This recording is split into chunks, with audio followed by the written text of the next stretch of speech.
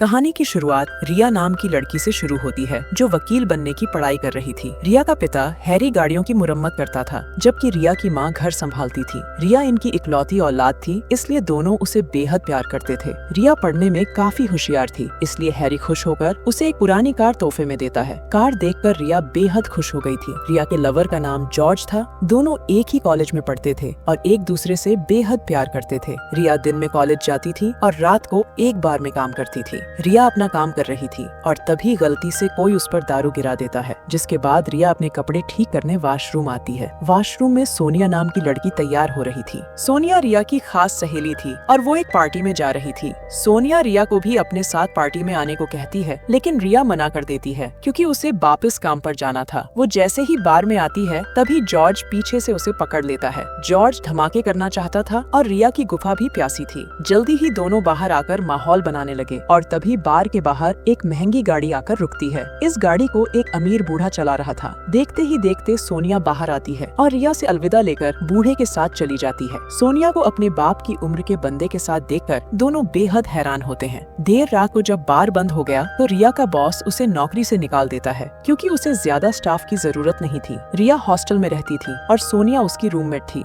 सोनिया आज भी पार्टी में जाने के लिए तैयार हो रही थी। सोनिया की हर एक चीज बेहद महंगी थी। रिया उससे पूछती है कि ये सब तुम कहाँ से लाती हो और वो बंदा कौन था जिसके साथ कल तुम गई थी। सोनिया बताती है कि वो मेरा दोस्त है जो अपने साथ समय बिताने के लिए मुझे पैसे देता है। सोनिया एक बार फिर रिया को अपने साथ पार्टी में आने को कहती है। पहले तो रिया मना करती है लेकिन सोनिया के बार बार मनाने पर वो मान जाती है। कुछ देर बाद दोनों सहेलियां पार्टी में पहुंच जाती है। इस पूरी पार्टी में सिर्फ अमीर बूढ़े थे। हर एक की उम्र 60 से ज्यादा ही थी लेकिन फिर भी सभी जवान लड़कियों की बाहों में थे जो उन्हें रिझा रही थी। रिया के लिए ये सब काफी अजीब था इसलिए वो काफी हैरान थी। इस पार्टी का इंतजाम सोनिया के लवर ने किया था और सोनिया के कहने पर वो रिया की मुलाकात शहर के सबसे अमीर बंदे से करवाता है। इस बंदे का नाम नॉर्मन था और इसकी उम्र भी 60 के पार थी। नॉर्मन पहले रिया की खूबसूरती की तारीफ करता है और फिर उससे अपने साथ आने को पूछता है। रिया मना करते हुए कहती है कि मैं तो अपनी सहेली के साथ यहाँ आई हूँ। रिया को यहाँ का माहौल बिल्कुल भी अच्छा नहीं लगता इसलिए वो वहाँ से चली जाती है। असल में सोनिया जैसी लड़कियाँ पैसे कमाने के लिए अमीर बूढ़ों के साथ घूमती थी और कभी कभी उन्हें खुश करने के लिए उनसे अपनी गुफा में धमाके भी करवा लेती थी। अगले दिन जब रिया जॉर्ज के साथ थी तो उसे नॉर्मन का फोन आता है। वो रिया से दोस्ती करना चाहता था और इसके बदले में रिया को काफी कुछ मिल सकता था लेकिन रिया गुस्से में आकर उसे मना कर देती है। रिया हॉस्टल में आकर सोनिया पर भी गुस्सा करती है क्योंकि उसी ने नॉर्मन को रिया का नंबर दिया था। सोनिया कहती है कि वो शहर का सबसे अमीर बंदा है। सभी लड़कियां उसके करीब जाना चाहती हैं लेकिन वो सिर्फ तुम्हारा दीवाना है। अगर तुमने उसे खुश कर दिया तो तुम बिना मेहनत किए सब कुछ हासिल कर सकती हो। ये सुनकर रिया सोच में पड़ गई और तभी सोनिया उससे कहती है कि तुम एक बार उसके साथ जाकर देख लो, अगर अच्छा नहीं लगा तो आगे से मत जाना। रिया को उसकी बात ठीक लगी। वो अगले ही दिन अच्छे से तैयार होकर नॉर्मन के पास पहुंच गई। नॉर्मन आज पहली बार रिया से मिल रहा था इसलिए वो उसे अपने प्राइवेट जहाज से दूसरे देश खाना खिलाने ले जा रहा था। जहाज में वो रिया के करीब आने की कोशिश करता है लेकिन रिया इसके लिए तैयार नहीं थी। नॉर्मन रिया को सबसे महंगे होटल में खाना खिलाने लेकर आया था जिसे देखकर रिया हैरान हो रही थी क्योंकि अगर वो दिन रात भी नौकरी करेगी तब भी ऐसी जगह नहीं आ सकती। खाने के साथ साथ दोनों खूब सारी बातें भी करते हैं। खाने के बाद नॉर्मन उसे अपने साथ वक्त बिताने के लिए $5000 का चेक देता है जिसे देखकर रिया की बोलती बंद हो गई। अगले दिन रिया की सहेलियां उससे पूछती है कि नॉर्मन ने उसके साथ क्या किया। रिया की दूसरी सहेली का नाम मॉली था और वो भी इसी तरह पैसे कमाती थी। रिया उन्हें हर एक बात विस्तार में बताती है। कुछ देर बाद रिया क्लास में थी लेकिन उसका ध्यान पढ़ाई में कम नॉर्मन में ज्यादा था। नॉर्मन ने जिस तरह उसका ख्याल रखा था उस चीज ने रिया का दिल जीत लिया था। वो इस बारे में सोनिया और मॉली को भी बताती है जिस पर सोनिया उसे नॉर्मन के साथ रात बिताने की सलाह देती है ताकि रिया ज्यादा पैसे कमा सके। रिया को ये काम पसंद आ गया था इसलिए वो उसी रात अच्छे से तैयार होकर नॉर्मन से मिलने निकल गई। रिया को लाने की जिम्मेदारी नॉर्मन के ड्राइवर मेसन की थी। रिया अपने घर से दूर रहती थी इसलिए उसके पिता ने उसके फोन में एक जीपीएस ट्रैकर चला रखा था जिससे उन्हें रिया के हर एक पल की खबर मिलती रहती थी। नॉर्मन के घर पहुंचने से पहले रिया ने उसे बंद कर दिया था। जल्दी ही वो नॉर्मन के घर पहुंच जाती है। नॉर्मन अपने घर में उसका स्वागत करता है। कुछ देर बातें करने के बाद नॉर्मन उसे घर का हर एक कोना दिखाने लगा और इसी तरह घर दिखाते दिखाते वो उसे अपने बेडरूम में ले आया। यहाँ वो रिया की गुफा में धमाके करने वाला था। रिया थोड़ा सा घबरा जरूर रही थी लेकिन नॉर्मन की गर्म गर्म बातें उसकी गुफा में तूफान भी मचा रही थी। नॉर्मन जिस तरह उसे छू रहा था उससे रिया के जिस्म की प्यास बढ़ने लगी थी। भले ही नॉर्मन 60 के पार था लेकिन उसके डंडे में काफी दम था। गर्मी शांत होने के बाद नॉर्मन रिया की तारीफ तारीफ करता है। नॉर्मन को रिया के साथ बेहद मजा आया था और वो उससे खुश होकर फिर से बड़ा सा चेक देता है। इसके बाद से ये सिलसिला आम हो गया। नॉर्मन के कारण रिया ने जॉर्ज से मिलना जुलना कम कर दिया था। दोनों हर रात साथ में बिताने लगे थे। रिया अपनी झील का पानी पिलाकर नॉर्मन को खुश कर देती और बदले में नॉर्मन उसे बड़े बड़े चेक और महंगे महंगे तोहफे देता। ऐसे ही एक दिन जॉर्ज रिया से मिलने आता है। वो रिया की गुफा में धमाके करना चाहता था, लेकिन रिया पढ़ाई का बहाना बनाकर उसे टाल देती है। रिया के कानों में हीरे के टॉप्स देखकर वो उससे उनके बारे में पूछता है। रिया झूठ बोलती है कि ये तो सोनिया ने मुझे दिए हैं। जॉर्ज को उस पर शक तो होता है, लेकिन वो कुछ बोलता नहीं। कुछ दिनों बाद जॉर्ज रिया को ढूंढता ढूंढता बार में आता है, क्योंकि रिया ने उसे नहीं बताया था कि उसे नौकरी से निकाल दिया गया है। बार में उसे रिया की जगह सोनिया मिल जाती है। वो सोनिया से रिया के बारे में पूछता है। सोनिया कहती है कि मुझे नहीं पता कि वो कहाँ है। जॉर्ज ने रिया के रूम में जाकर इंतजार करने का फैसला कर लिया। देर रात को जब रिया नॉर्मन से मिलकर रूम में आती है तो जॉर्ज को देखकर हैरान हो जाती है। जॉर्ज के पूछने पर वो झूठ बोलती है कि मैं सोनिया के साथ थी। ये सुनकर जॉर्ज समझ गया कि रिया उसे धोखा दे रही है। रिया उसे समझाने की कोशिश करती है, लेकिन जॉर्ज उससे रिश्ता तोड़कर वहाँ से चला जाता है।